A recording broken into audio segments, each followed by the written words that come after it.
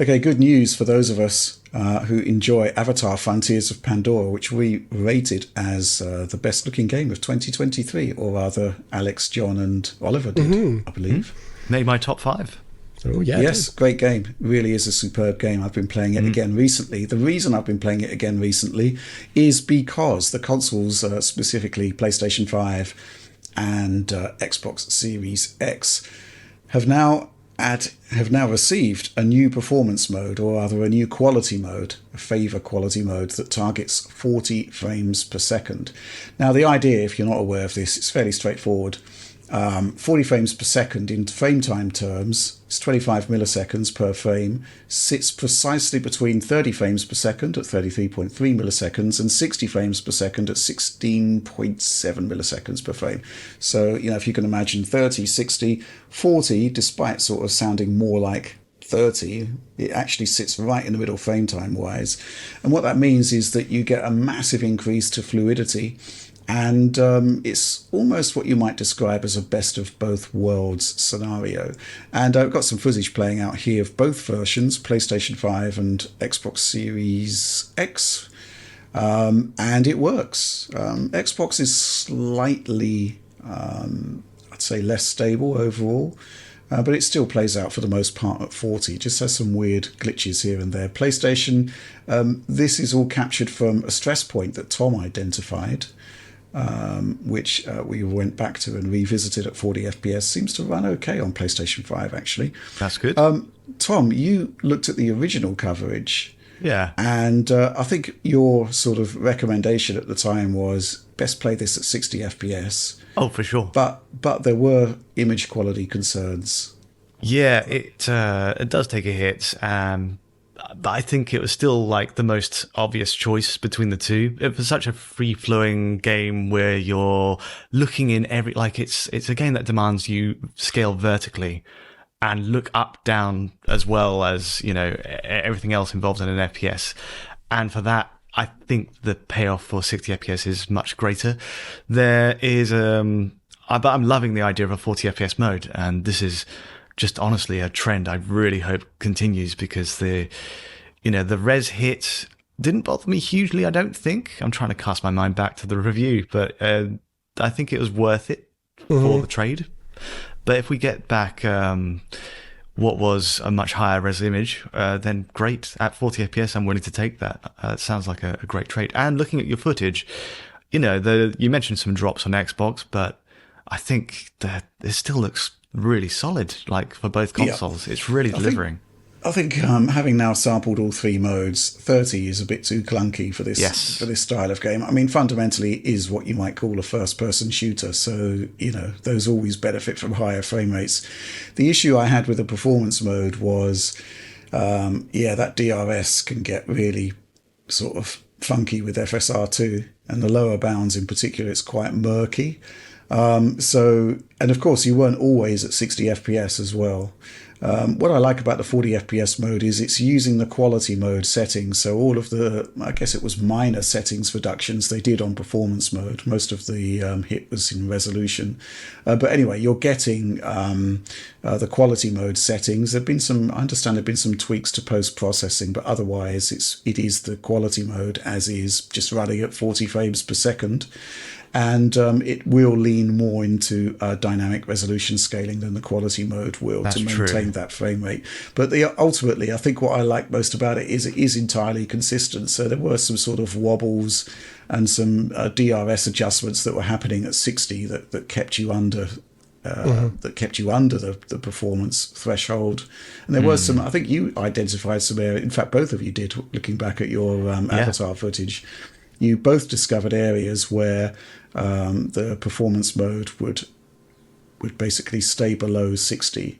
Yeah, bottom so I guess VRR would clean that up, but you just don't really need to worry about consistency with the 40 mode, and it looks a lot better to my eye. Did you think the resolution was too low with the 40 FPS mode? I'm looking back at the stats now in the article that we wrote about it. Are you talking about the 60 FPS mode, you mean?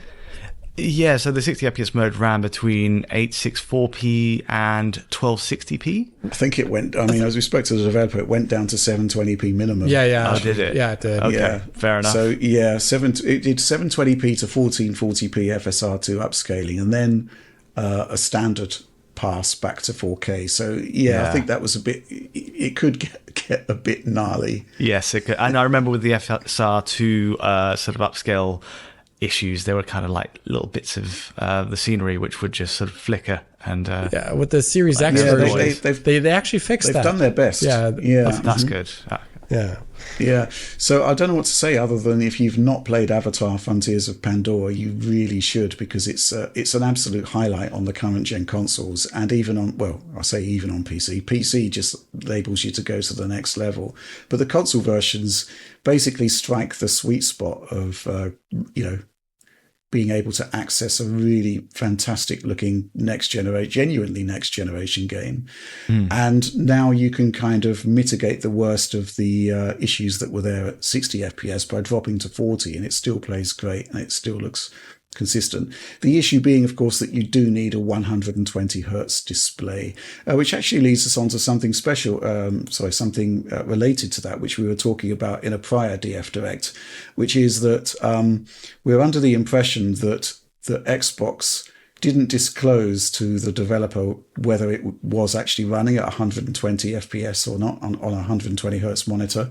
I did check in about this, and it looks like now the developers do know when 120 hertz is active and can kick in that mode. And that's what's happening here with Avatar. And I tested this by playing at 40, going back to the front end, not quitting the game as such, but switching to 4K 60, then going back into the game via quick resume, and going into and it basically shifted back to 30 FPS as standard, and then going into the options, the 40 hertz mode had gone.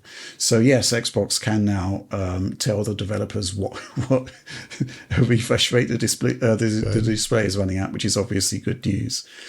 Anything to add to that, Alex? I mean, no. I mean, I saw that the PC version, and also I presume it's on the Xbox version and PS5 version as well, is that you get better control over motion blur, which I think could maybe help people that don't have a 120 hertz display, but want to still play that 30 FPS mode. That could help smooth out at least the camera panning to a certain degree. Yeah, Obviously. it's got a motion blur intensity level, and it's also got individual sliders for per object and camera motion blur. So you can tweak those to your liking, which I think is basically the ideal solution. That is the ideal solution. I've only seen it like twice or three times, maybe in my entire life. So it's really good to see them implementing it. The only thing I noticed with it, though, this is me, but the view weapon models don't actually have motion blur applied to them. That's weird. That is probably a stylistic choice at some point in time in development. But it is a little weird because if you think about it, like some of these things are very fast moving, like the bow draw, for example, very fast moving, and so those look kind of framey as a result. But that's just from some leftover stuff from the development. There used to be a thing older games used to do as well too, even if they had per object blur. FSR 3 essentially they updated it at one point, and then apparently that made it run and look worse for a lot of people. Right.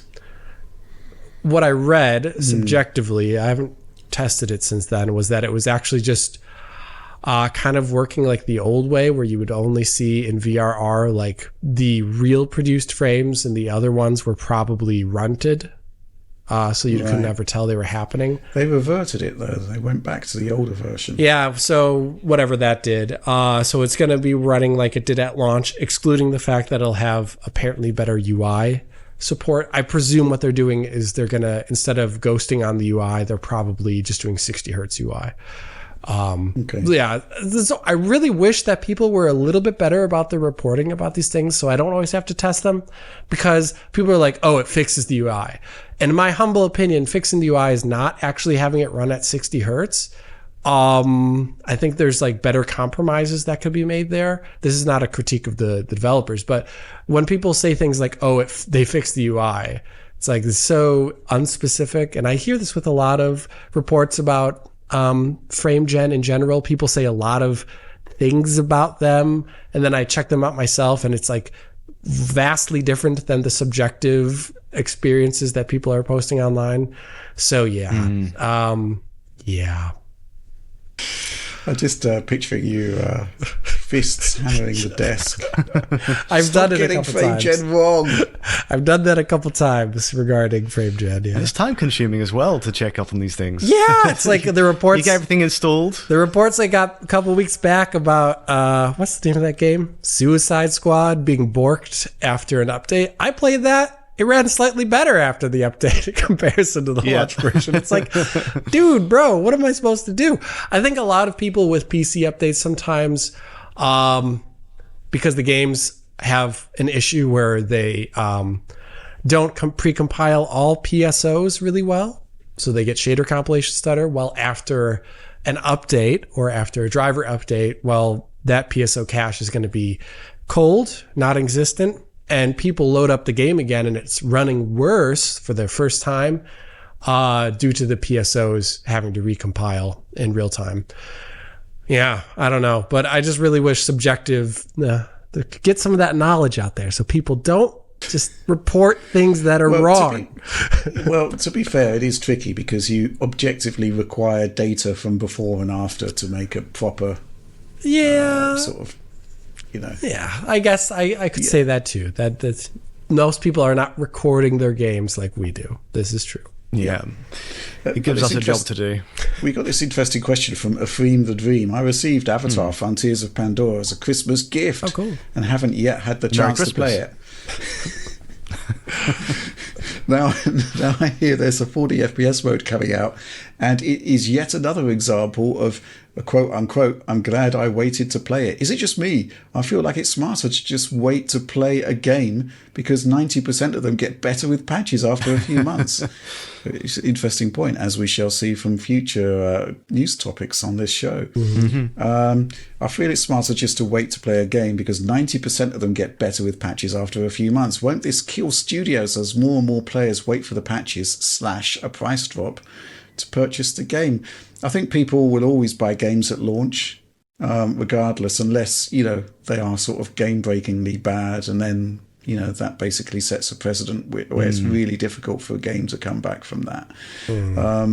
But yes, I mean, generally speaking, the trend is that games do get better over time, and it is a bit sad. And I think the thing that really sort of highlights it to me is when John did his Stellar Blade PS5 review, and the big comment to come out of it, the sort of main takeaway was that, hey, this game is really good at launch. Yeah. What a surprise, yeah. Yeah, what a surprise. You know, wow, this is fantastic. It's like the bare minimum has been reached. Let's all clap. Yes. It feels so old-fashioned. Getting a game out that works on day one, you know.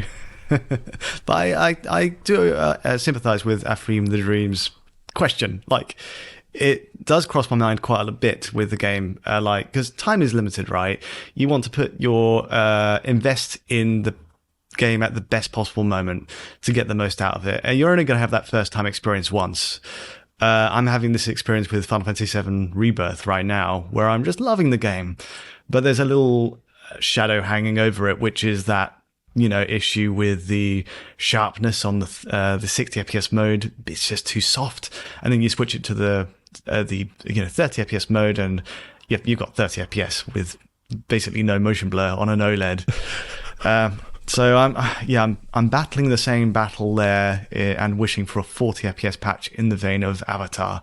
I really would just love that to be the case. But as for waiting, honestly, it's a matter of whether you can stand not being part of the zeitgeist on like Twitter or social media for long enough and spoilers as well, and getting through that threshold. And then 2-3 years down the line, like with The Witcher 3 on console, you can play the game and have an incredible experience. And it's, you know, absolutely exactly what you'd hoped. And Cyberpunk, I suppose, goes in that bracket as well. Cyberpunk 100% in that bracket if you're a console player, like seriously. And even now, like, it's better just because they've, even after the 2.0 update with that Ultimate Edition, they've revamped a lot of systems in the game.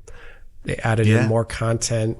The graphics are way better if you're playing on PC, right? Like, it's really hard to recommend most games at launch. Avatar was kind of a rarity where it's generally pretty great at launch. Also, I thought the PC version was in a generally great place, specifically. But that is not the norm, and especially for a lot of launches during that time period when like it's still there, but like, you know, the game launches and like just basic stuff isn't working on PC. It's hard to know when those things will be fixed. So you're kind of in this limbo state of, should I play now and stomach the huge issues that this game has? Or I honestly don't care though. Like I have no problem playing a game 5 to 10 years later. I really don't. Yeah. In fact, most of the games I play are very that's well old. beyond the patching cycle, though. Yeah, it's way beyond the patching cycle. But, you know, devs don't fix their games. Yeah. Maybe my PC in 20 years can, is the way I view it. Okay.